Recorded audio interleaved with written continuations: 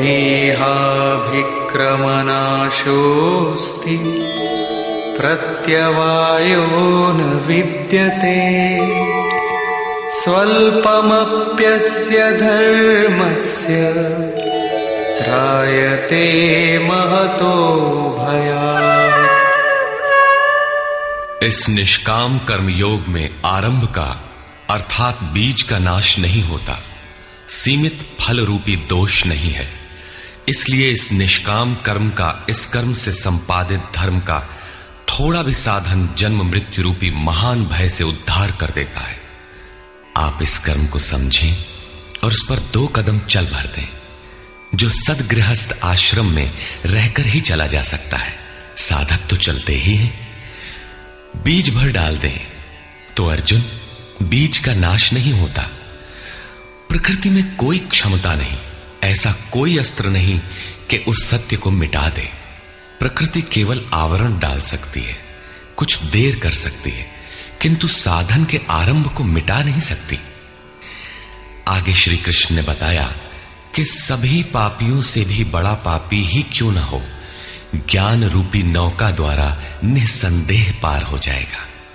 ठीक उसी बात को यहां कहते हैं कि अर्जुन, निष्काम कर्म योग का बीजारोपण भर कर दें तो उस बीज का कभी नाश नहीं होता। विपरीत फल रूपी दोष भी इसमें नहीं होता कि आपको स्वर्ग, रिद्धियों या सिद्धियों तक पहुंचाकर छोड़ दे। आप ये साधन भले छोड़ दें, किंतु यह साधन आपका उद्धार करके ही छोड़ेगा। इस निष्काम कर्मयोग का थोड़ा सा भी साधन जन्म मृत्यु के महान भय से उद्धार कर देता है। अनेक जन्म संसिद्धस्ततो याति पराम गतिम। कर्म का यह बीजारोपण अनेक जन्म के पश्चात वहीं खड़ा कर देगा जहां परम धाम है, परम गति है।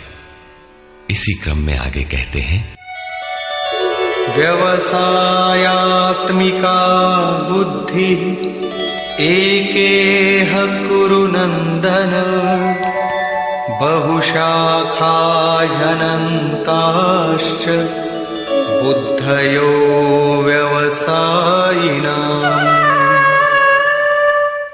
अर्जुन, इस निष्काम कर्म योग में क्रियात्मक बुद्धि एक ही है, क्रिया एक है और परिणाम एक ही है।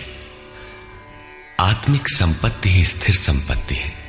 इस संपत्ति को प्रकृति के द्वंद्व में शनैः शनैः अर्जित करना व्यवसाय है। यह व्यवसाय अथवा निश्चयात्मक क्रिया भी एक ही है। तब तो जो लोग बहुत सी क्रियाएं बताते हैं, क्या वे भजन नहीं करते? श्री कृष्ण कहते हैं, हां, वे भजन नहीं करते। उन पुरुषों की बुद्धि अनंत शाखाओं वाली होती है, इसलिए अनंत क्रियाओं का विस्तार कर लेते हैं।